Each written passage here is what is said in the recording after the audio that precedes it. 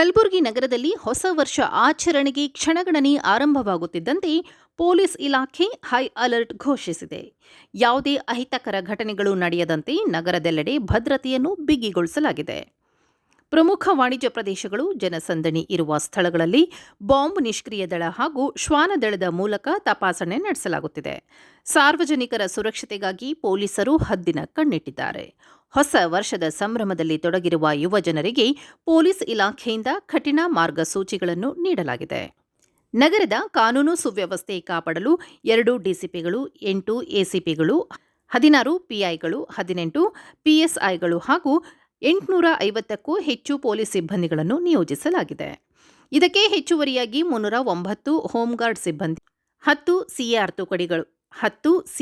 ತುಕಡಿಗಳು ಮತ್ತು 3 ಕೆಎಸ್ಆರ್ಪಿ ತುಕಡಿಗಳು ಬಂದೋಬಸ್ತ್ನಲ್ಲಿ ತೊಡಗಿವೆ. ಯಾವುದೇ ಅಹಿತಕರ ಘಟನೆ ನಡೆಯದಂತೆ ಪೊಲೀಸರು ಸುತ್ತಮುತ್ತಲ ಪ್ರದೇಶಗಳಲ್ಲಿ ನಿರಂತರ ಪೆಟ್ರೋಲಿಂಗ್ ನಡೆಸುತ್ತಿದ್ದಾರೆ.